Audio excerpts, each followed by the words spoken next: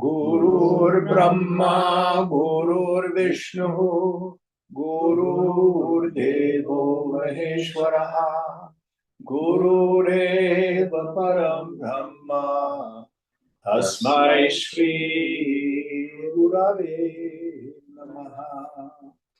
Chinmayam Vyapyat Sarvam Trailokyam Sacharacharam Tatpadam Darshitam Yena Tasmai Shri Gurave Namaha. Tvameva Mata Shabhita Tvameva Tvameva Bandhuscha Sakha Tvameva Tvameva Vidya Pravitam Tvameva Tvameva Sarvam Mama Deva Deva Tvameva Sarvam Mama Deva Deva. Jai Guru. Om Sahana Lavatu Sahana Bhunaktu Saviryam Karavavahai Tejasvinavadhikamastu ma vidvishavahai. Om Shanti Shanti Shanti. So last week we finished the 10th chapter in which Krishna endeavors to tell Arjuna what the self is in and through all the things of this world with various images and things. So this is what we would call Paroksha Jnana, indirect knowledge. So in this chapter, where we have the Vishwaswarup Darshanam, the vision of the divine form,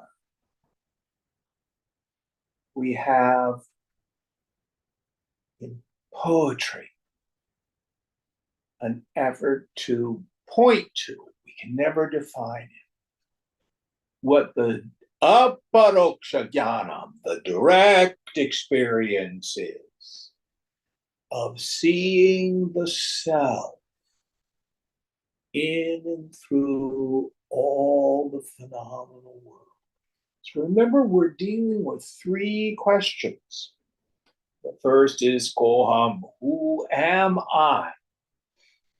We do our subject-object discrimination, and I come to see I'm the witnessing consciousness.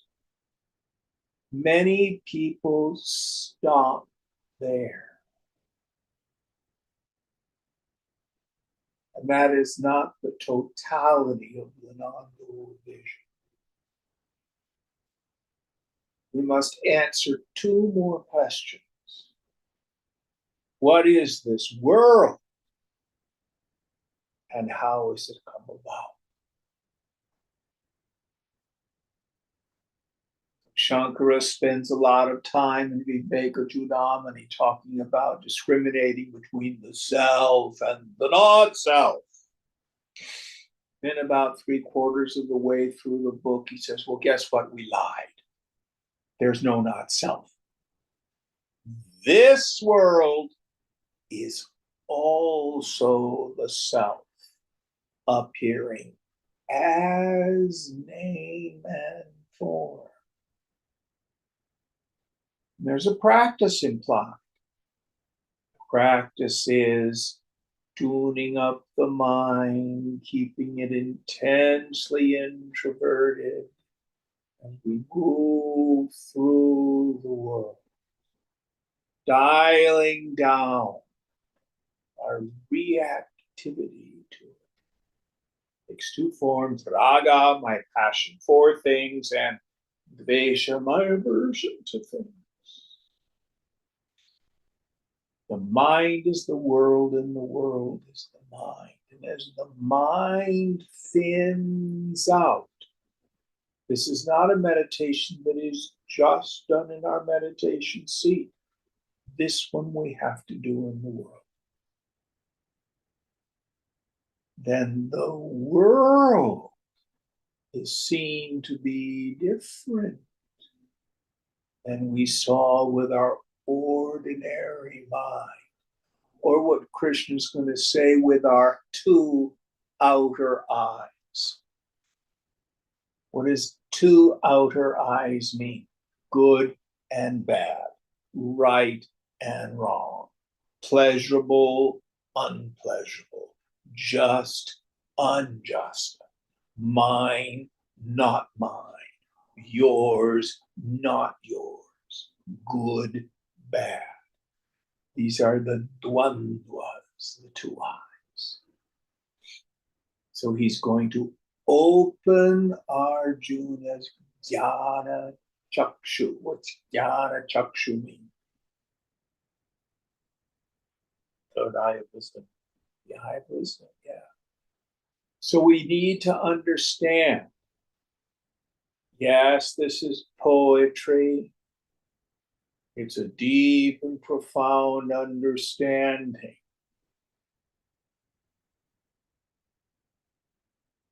But it's a lot more real than you may think. Thin out the mind. You begin to see the world in a very different way. It becomes very transparent, very ephemeral, very unsubstantial. And this thunderous presence of consciousness everywhere starts to overwhelm our experience. All right, let's dive into the 11th chapter. Shri Bhagwan Vacha Idam dute guhyatamam pravakshamyam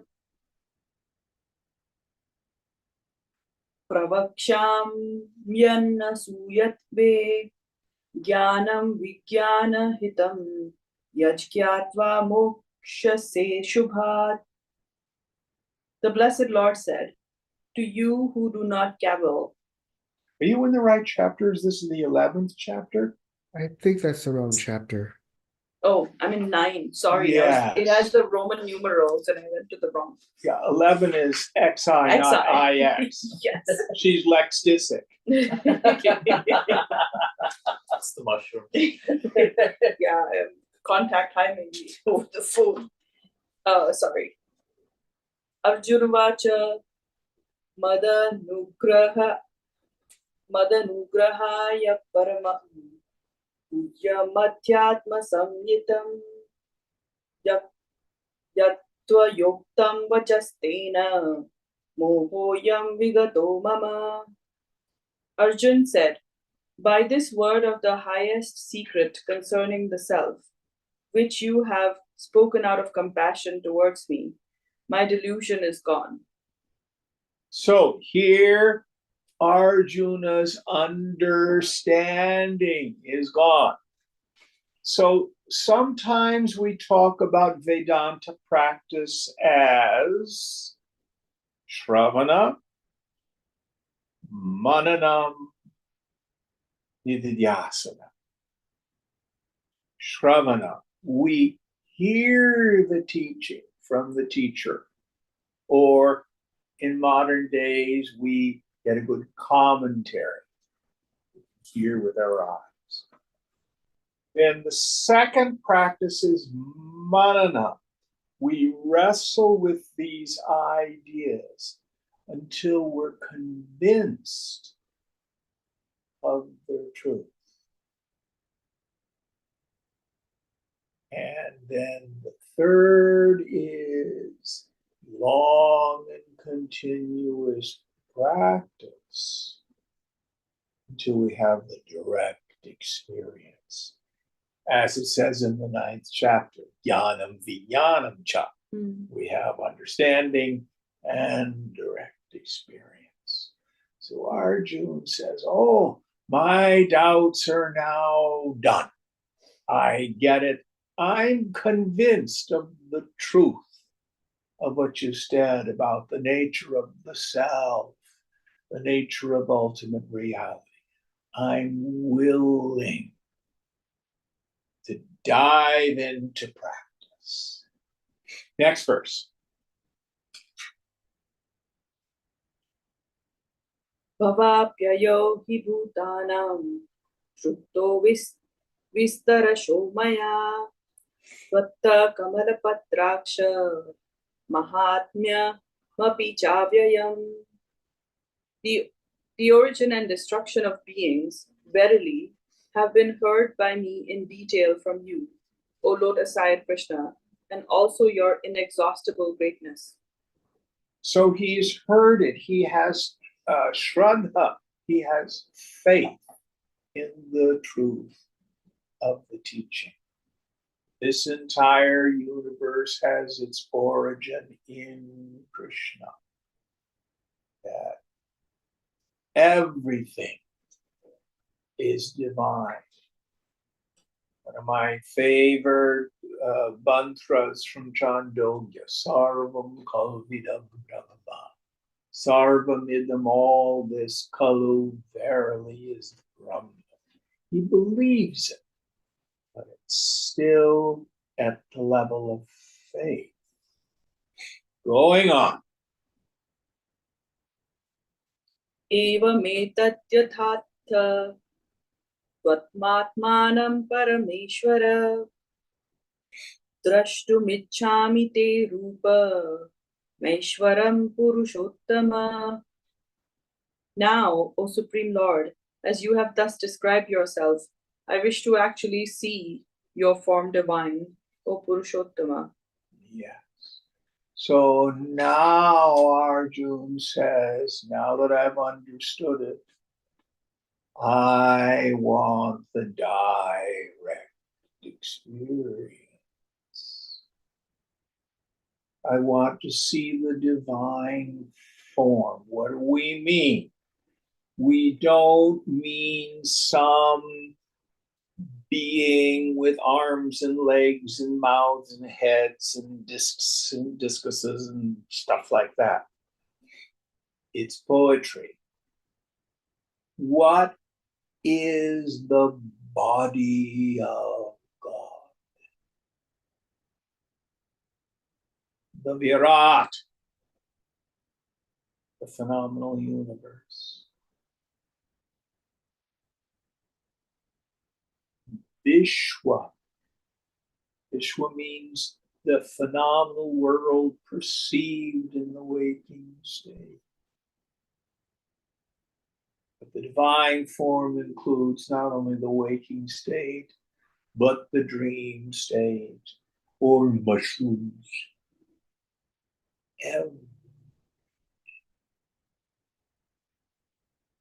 So Arjuna says, I want to have the direct experience of apprehending the self in and through the world.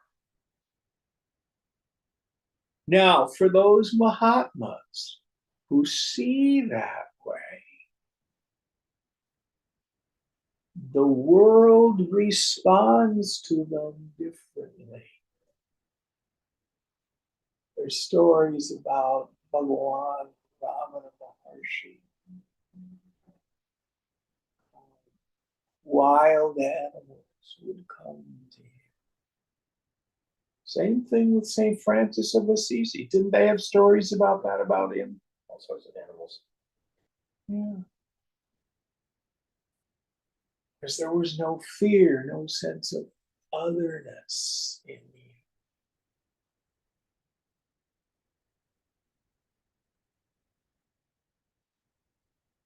So you and I can taste this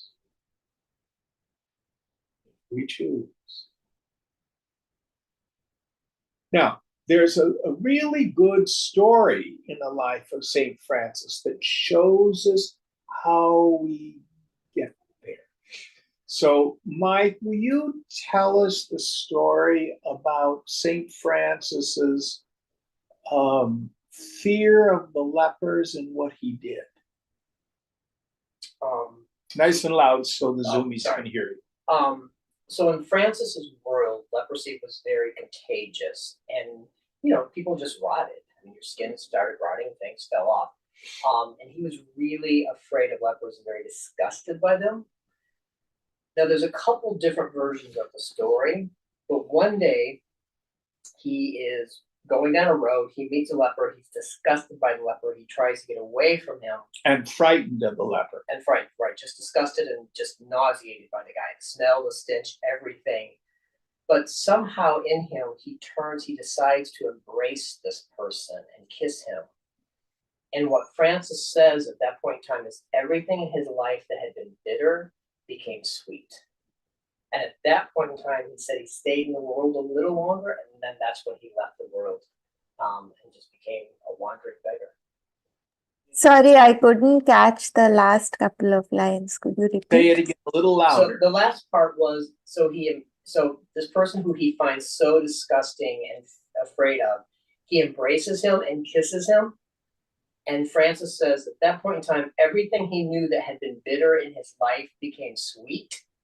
And then Francis says he stays in the world a little longer and then begins his spiritual life. I see. Got it. Okay. So the point is, this is our practice. We have to let go of our resistance, our aversion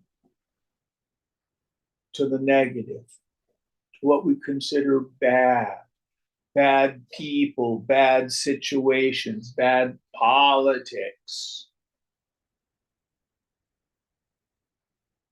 And move into it. There is the very presence of God.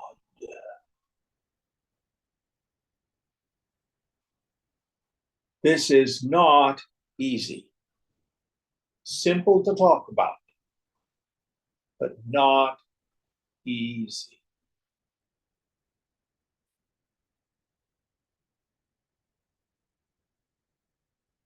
There's a very similar story of Shankara walking along the road and he comes upon an untouchable. Anybody know that story? No. Well, he asks the untouchable to move. And the untouchable says, "Where am I to go? For I am everywhere." Oh, yeah. And he realizes, in fact, it's Lord Shiva.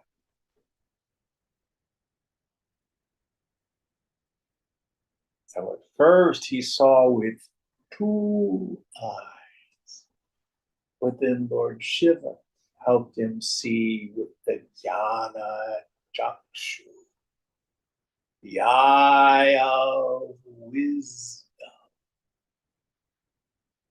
Sarvam kalvidam brahma. It's all God.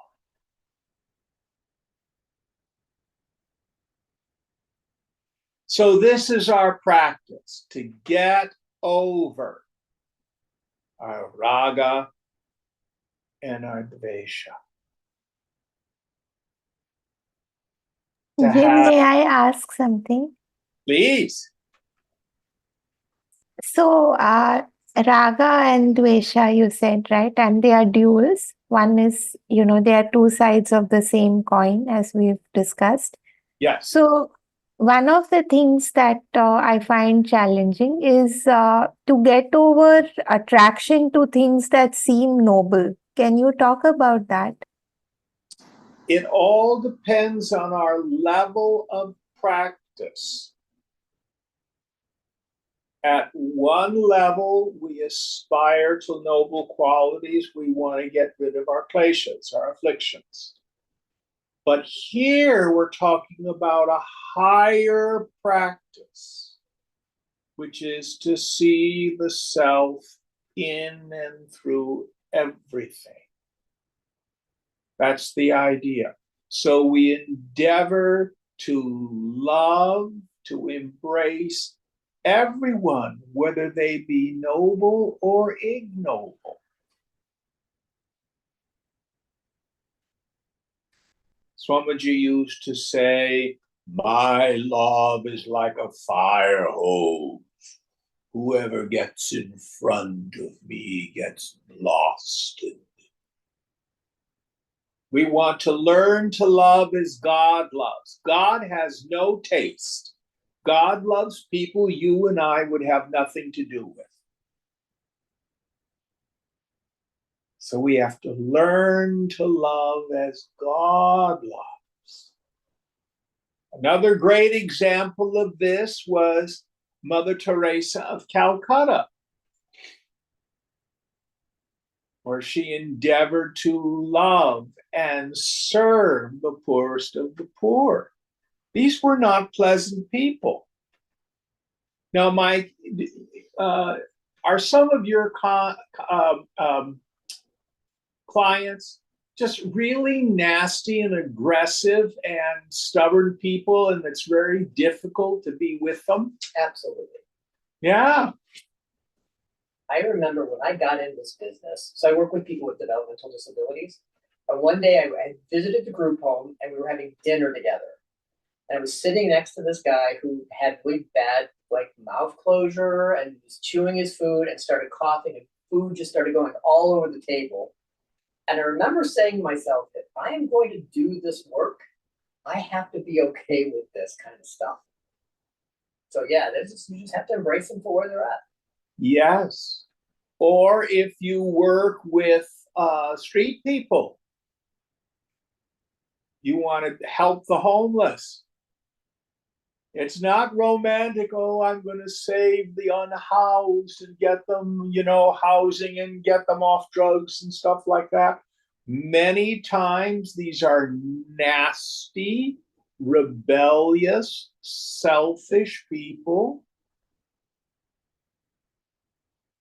dishonest, and we love them anyway.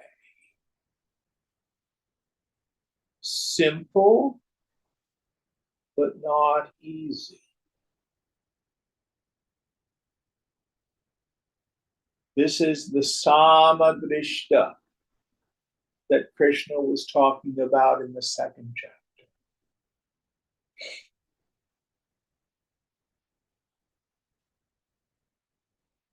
And we can do it bits and pieces, but at least understand, try leaning into it rather than pushing it away. We get a subtle form of this if you go on a Vipassana retreat. I think, have you been on one, Bhavna? But I know you two have. So what do you do when really horrible things arise in meditation on a Vipassana retreat? Just observe. Yeah. Do you shut them down and push them away? There's no point. What's the instruction they give you? Just watch it. Yeah. With an eye of neutrality, right?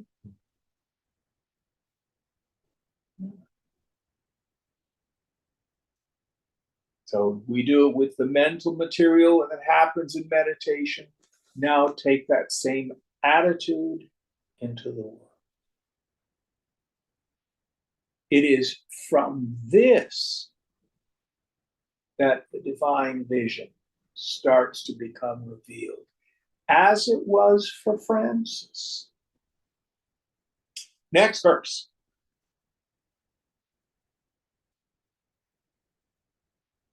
मन्यसे यदि तच्छक्यं मया द्रष्टुमिति प्रभो योगेश्वर ततो मे त्वं दर्शयात्मानमव्ययम्.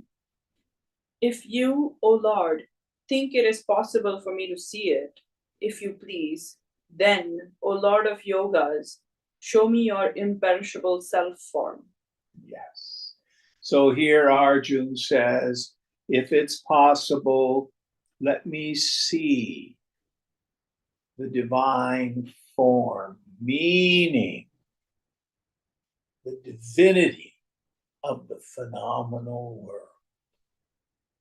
Going on.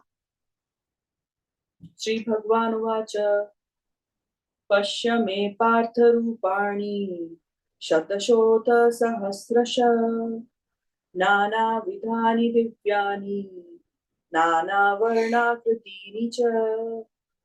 The blessed Lord said, behold, O Parth, forms of me by hundreds and thousands, of different sorts divine, of various colors and shapes. So he starts to say, see this psychedelic vision, all the names and forms, the colors and shapes, the levels of energy and stuff like that. Or you see the whole phenomenal world dissolved into just energy. Now, we don't know what happened, whether he whacked him on the head or just on his third eye or just looked him in the eye and tuned him up. We don't know what happened. It doesn't say. And remember, Krishna's yourself. I was talking with a student who was on another Vipassana retreat. And, he's heard so frequently, there's no self, no small self. This Jiva Bhavana isn't real, it doesn't exist. And in his last Vipassana retreat, at least for a while, that sense of individuality just was gone. There was no person there anymore. And he was just flabbergasted. It's real. So also is to see the phenomenal world dissolve energy. Going on.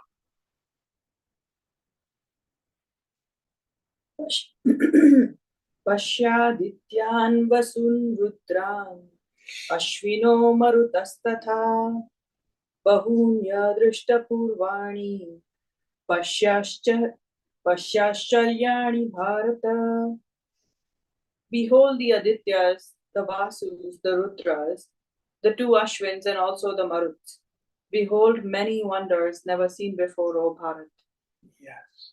So one of the things that will happen as the mind gets more and more subtle, you are likely to begin to see energies. Frequently, people will begin to see non-physical beings. This is what he's describing.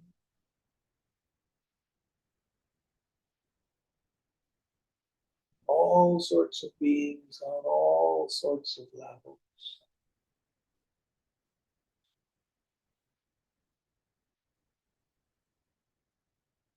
Amazing world. Beyond this very small, limited physical reality.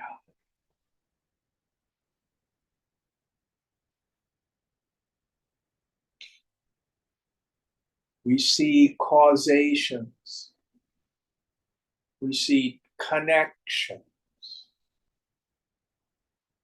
May not have noticed in our ordinary minds. Infinite number of things to behold in the world of phenomena going on. Ihaikastam jagat kritsnam pashyadya sacharacharam mama dehe gudakesha yachanyad drashtumichhasi. Now behold, O Gudakesha, in this body, that the whole universe centers in one, including the moving and the unmoving, and whatever else you desire to see. So when he says in this body, this is metaphor, it doesn't mean, I mean, it's a great story. There's the person, Krishna, and all of a sudden Arjuna has this vision of the entire universe inside the body of Krishna. But we want to see that this is mystic symbolism. What is the real body of God here? We're talking about the phenomenal universe, the Jagat itself. And when he says that it's in him, we understand that the entire phenomenal universe is in consciousness. This becomes easy to understand if we go to the dream state. Remember, you are the God of your dream. In the dream, people, places, things, conditions, happenings, time, feelings, thoughts.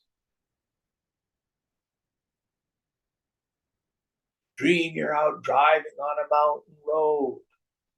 Space is created. All of it is inside your individual mind. So this universe comes about in the same way. You as an individual ego are not dreaming the phenomenal universe. That's Krishna. In fact, you're a character in Krishna's dream as an individual. But it comes about in the same way. And this is why self-realization frees us from existential fear. If we go all the way back to the second chapter, first 10 verses are kind of, and they hook between the first and second chapter. They're kind of transitional material. The real teaching starts at the 11th verse. What does Krishna say? You grieve for whom you should not grieve, though you speak words of wisdom. The wise grieve neither for the living nor the dead. Why? Because the person of wisdom who has this third eye open, this jnana chakshu, understands nobody really dies. The suffering is a real experience, but it is like a bad dream. Now, we don't say this to ordinary people out there. It's cruel. They have no way to understand. We meet people with sympathy. We have compassion for their suffering. We try to help them. But the truth is, nobody dies. fact, nobody was born. Conscious being in everyone is Krishna and is never touched.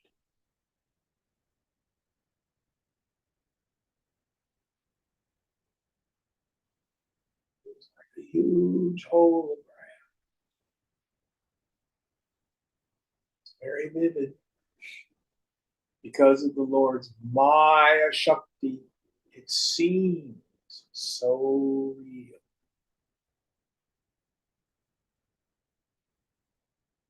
Brahma Satyam Jagat Mithya.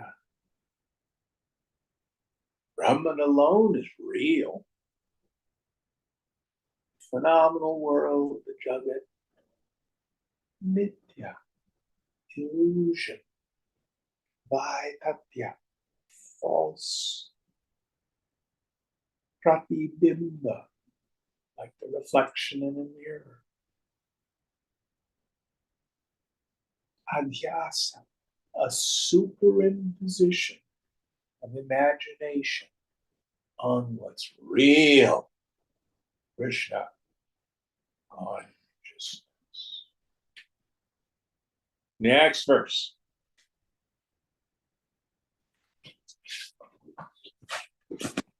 न तु मां शक्यसे द्रष्टुं नेनैव स्वच चक्षुषा दिव्यं ददामि ते चक्षु पश्य मे योगमीश्वरम्. But you are not able to behold me with your own eyes. I give you the divine eye. Behold my lordly yoga. So here we have what I was saying in the introductory remarks. You can't see it with your outer eyes, meaning you can't see it with the eyes of duality. Good and bad, right and wrong, just and unjust, desirable, not desirable, lovable, not lovable, disgusting, not disgusting, noble, ignoble. And I think it's in the Gospel of John, just out of the blue, there's this saying put in the mouth of Jesus where he says, if thine eye be single, thy whole body shall be filled with light. Remember that one, Mike? What does he mean by that? Same thing Krishna's talking about. To most ordinary Christians, they just skip over it. What the heck was he talking about? But see with the eye of wisdom, the divine eye, which is to see it's all God.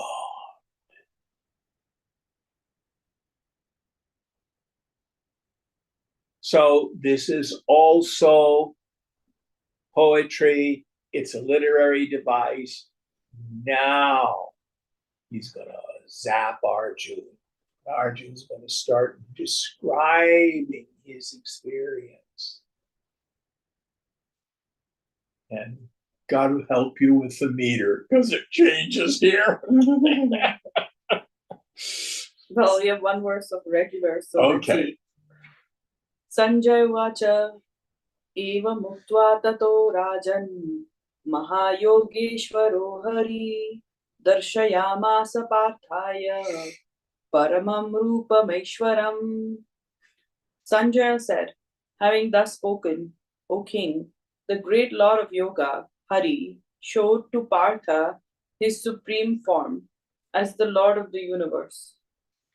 Yes. So who is Sanjaya? Remember, that's the literary frame of the whole Gita. Sanjaya is the clairvoyant sage that's in the court of Dhritarashtra. The very beginning, Dhritarashtra says, tell me what happened between Krishna and Arjuna on the plain of Kurukshetra. And then Sanjaya, who's clairvoyant, says, oh, this is what's going on. That's the device for him to tell the story. So this is the first time since the very first chapter that Sanjaya has come back into the story. Next one. Aneka, so two together. Please. Aneka Vaktranayan Manekadbhuta Darshanam Aneka Divyaparanam Divyanekodyatayudham Divyamalyambaradharam Divyagandhanulepanam Sarvascharyamayam Devam Anantam Vishwatomukham. With numerous mouths and eyes, with numerous wonderful sights, with numerous divine ornaments, with numerous divine weapons uplifted, such a form he showed, wearing divine garments and necklaces and apparel, anointed with divine unguents, the all wonderful, resplendent, endless, facing all sides. Now, if you get the ISKCON version of Gita with all the very cool pictures, you see these fantastic images of Krishna like this. That's not what it means. It doesn't mean he looks like this many-headed monster. What it means is every single person is the divine incarnation of God, as are the birds, the animals, the trees, the rivers, the rocks, the mountains, the stars, all of it is God. So what he sees is he looks out on this fantastic, beautiful, organized order universe and sees it permeated by the divine and as a manifestation of the divine. And that divine is ornamented. What do we mean by this? Have any of you ever seen the drawings of the grotesques done by Leonardo da Vinci? They're like just ordinary street people in Florence. Have you seen them? No. They're ugly people. Big noses with warts and teeth and stuff like that. But Leonardo makes them beautiful.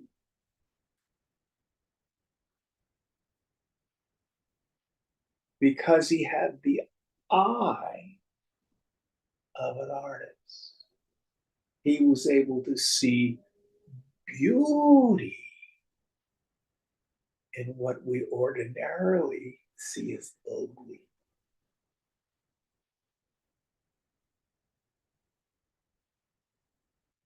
So the divine vision sees everything adorned. Even the most horrible of people that the world would say are divine incarnations of God on the path to self-discovery, self-realization. It's a different points.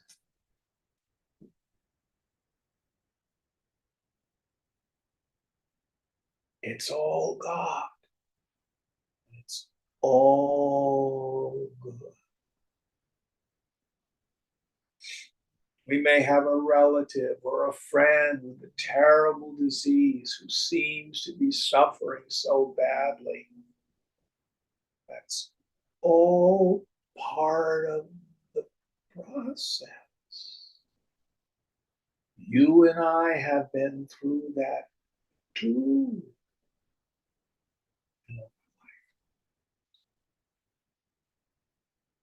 What does it do? Opens the heart, gives us compassion. Reminds me of a very interesting event. We're going back, gosh, it has to be 35, maybe 40 years. And I was at a conference of a group called Trikung, South Asians, and it was spiritual presentations, and I was asked to present on Advaita Vedanta. But one of the presentations was a series of people who had had near-death experiences. They had not consulted with one another. There were 6 of them. They each told their story. The stories were all basically the same. One person had died on the operating table, another person had an accident, another person had drowned, but they popped out of their bodies. They were looking down at the physical body with this tremendous sense of neutrality. Then all of a sudden they were going down a tunnel. Some of them were met by loved ones or other beings, and there was a light. And it was a judgment in front of the light, not like you're a terrible person kind of judgment, but it was looking at their whole life as to what was important. And it was not our education. It was not our houses. It was not our possessions or money. What was important were the little acts of human kindness, of real generosity to another human being. That was important. They got to see, oh, I did it okay, this place. I fell short there. It was absolutely mind-boggling. Now, there are other places we go to beyond that particular level. And of course, they all had to come back. But their values were changed overnight because of this experience.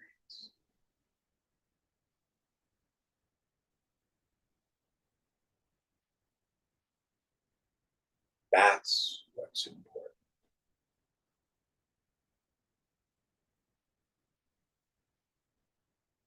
And it's especially important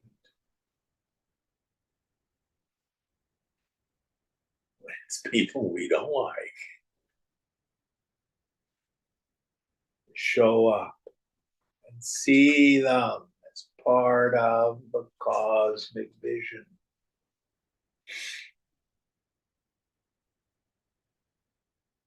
The divine Vishwaswarup. Next verse. Divi Surya Sahasrasya Bhavedyuga Paduttita Yadi Bhasadrushi Sasya Adbhasastasya Mahatmanaha. If the splendor of 1,000 suns was to blaze all at once in the sky, that would be like the splendor of that mighty being or great soul. So, one of the oldest metaphors for the divine is Surya, the sun. I love it. First and foremost, the sun shines equally on the just and the unjust, the good and the bad, the criminal and the saint.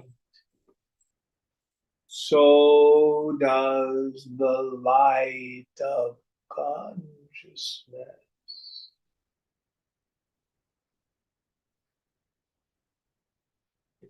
always blazing. Not only do I see that I myself am that Prakash, that light of pure awareness, but this is a wonderful exercise.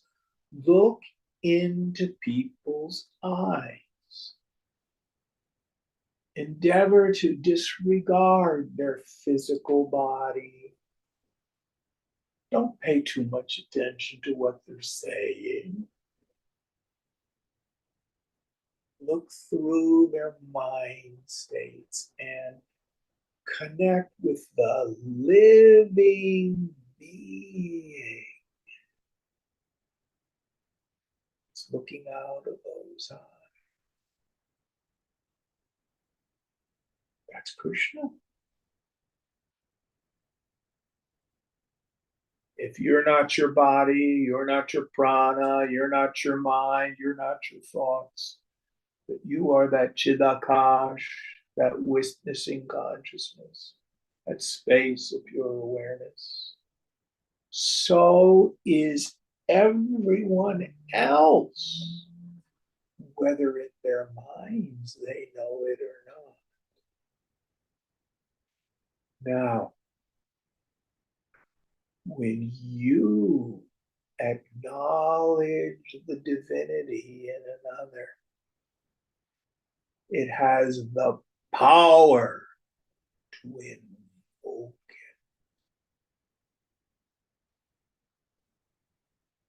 it. It not only transforms relationships, but it can transform other people. In India, there's a standard saying borrowed from the Sanskrit, which is the Indian version of hello or how are you? What is it? When you put your hands together and you meet someone, what do you say? Namaste. Namaste. And what does it mean? I bow in front of you. Yes. Namati means to bow or to prostrate. Why do you bow in front of another person?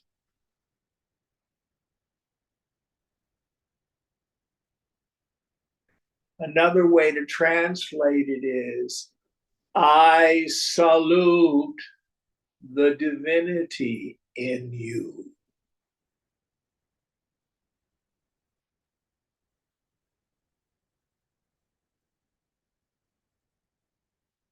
We use the root namati to prostrate in front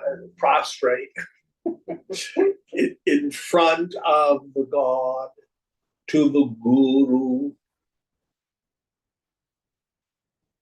Namaste, namaskar, the noun form.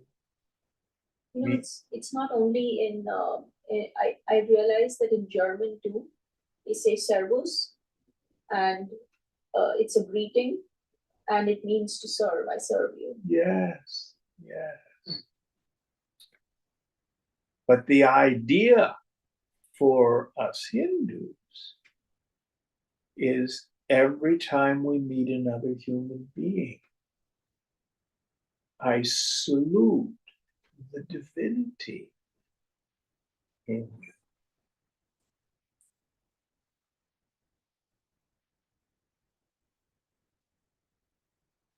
Beautiful, beautiful custom. That's what it means.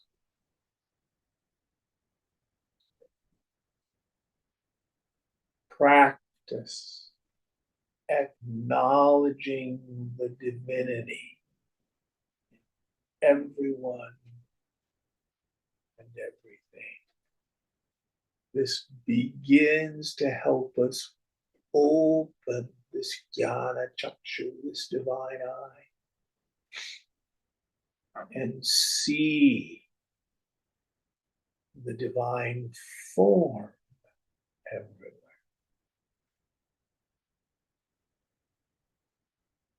Next verse.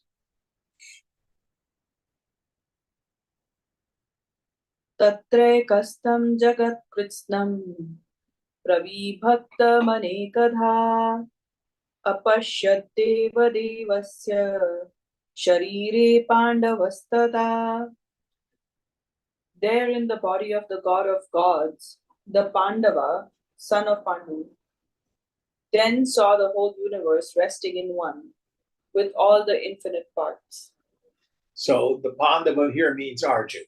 So there he saw resting in consciousness the entire universe. So it's not God plus creation. It's not God plus creatures.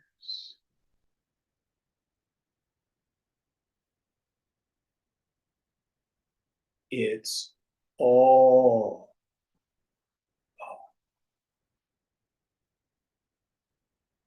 Now, some people accuse the Vedantins of being pantheists. Pantheism is where everything in the phenomenal world is divine. Hinduism is not pantheistic. It is panentheistic. What is the difference between pantheism and panentheism? Pantheism posits that the divinity is confined to the phenomenal world.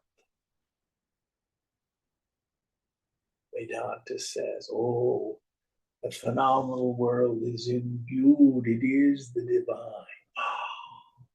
But there's so much more beyond the phenomenal world.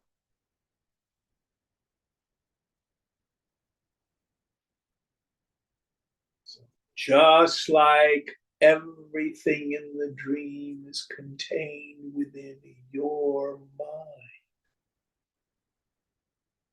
everything in this universe is in God. There are no exceptions. What about Hitler and Mussolini and tidal waves and Trump? Yes. All of it is in God. Nothing but God.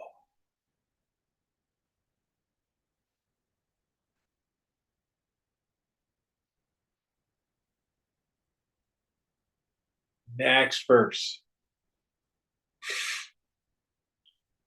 Tatta vismaya vishtaro madhananjaya pranamya shirasa devam Kritanjalirabhashata. Then Dhananjaya, filled with wonder, with his hair standing on end, bowed down his head to the god and spoke with joined palms. So he has horripulation. It's a word we hardly ever hear in English very much. Horripulation is having your hair stand on end. Wow. That's what it means. You know, when you get the willy, the hair stands up on end. So he is overcome by the immensity, the profundity of the divine vision.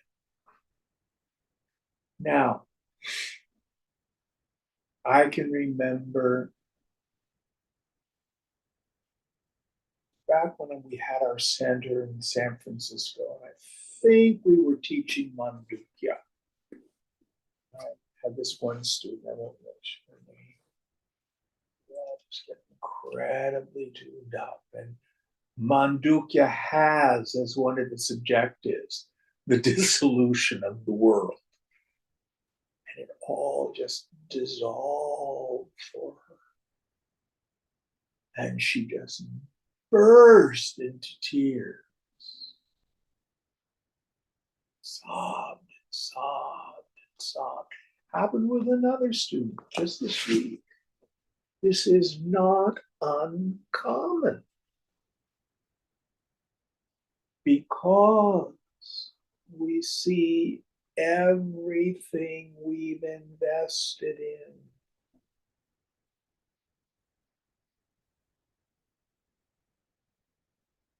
Family, relationships, job, everything that helps us hold together our life, our identity, seem to be so just ephemeral, translucent.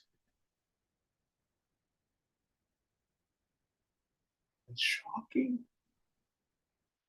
It's overwhelming for some. Till it becomes our new ordinary mind state.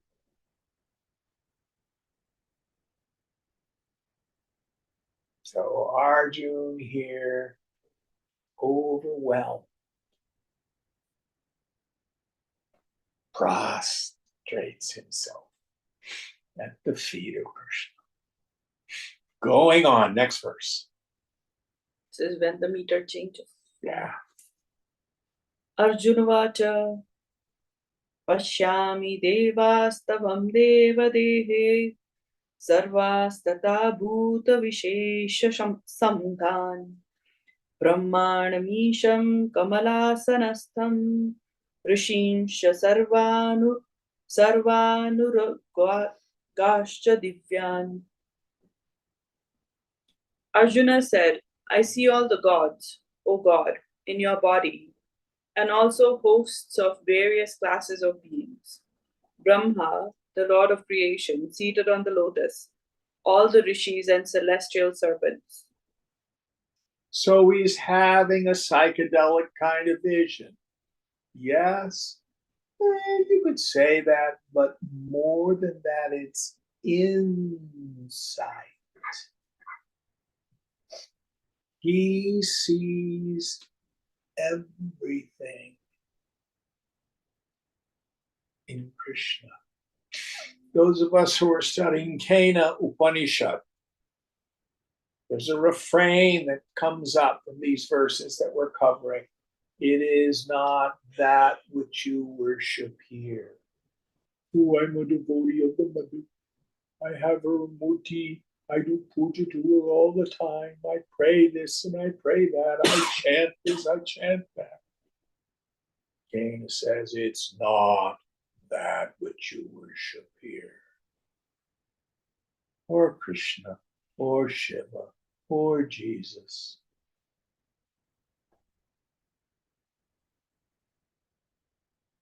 All of the divinities, all the saints, all the sages, all the hellish realms, all the demons,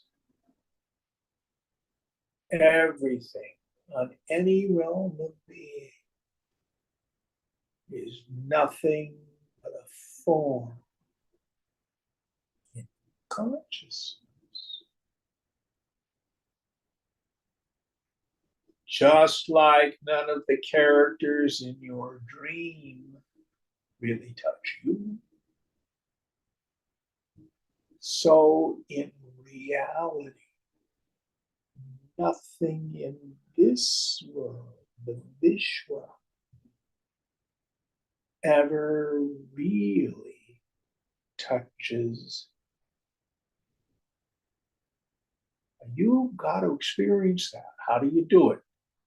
Through the day, stop, introvert your attention, still the mind, and see if you are not still, just the space of witnessing consciousness. This horrible thing happened. Maybe myself became a black cloud.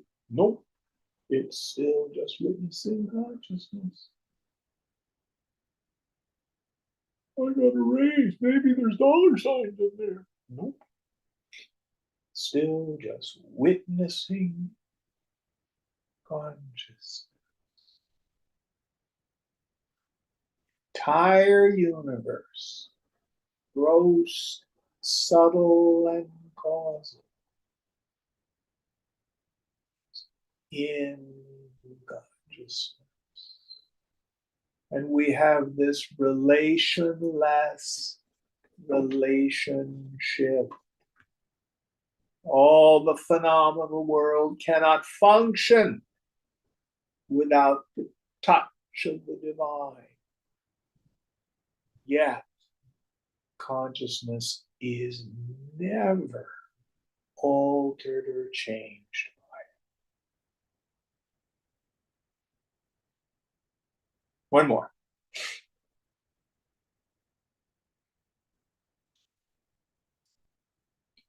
अनेकबाहोदरवक्त्रनेत्रं पश्यामि त्वां सर्वतोऽनन्तरूपं नान्तं न मध्यं न पुनस्तवादिं पश्यामि विश्वेश्वर विश्वरूप. I see thee of boundless form on every side, with manifold arms, stomachs, mouths, and eyes. Neither the end, nor the middle, nor also the beginning do I see. O Lord of the universe, O cosmic form. Yes. So again, this doesn't mean he sees Krishna as this multi-headed monster. He sees that all the heads, all the arms, all the mouths, nobody but Krishna is here. Everyone, everything is a form of the divine. Back to St. Francis, the way he endeavored to articulate this divine vision was through the language of relationship. So he would name the various people, objects, animals, etc., principles, as if they were related to him. Of course, you have a classic brother, sun, sister, moon.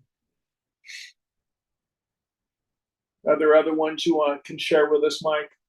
Mother Earth, sister wind, brother fire, sister death. Yes. So his sense of connectedness, of relatedness to every form, it's the cosmic form, it's the divine form. It's all one.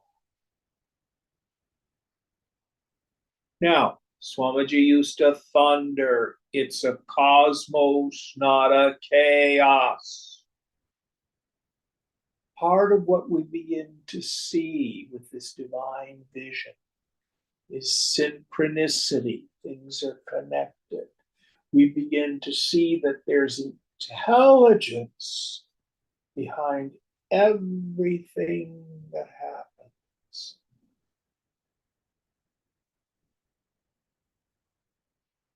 It's not a random crapshoot.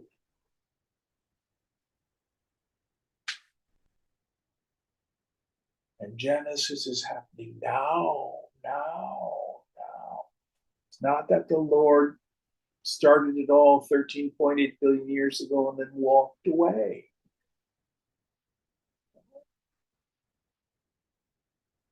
Every moment is imbued with the divine.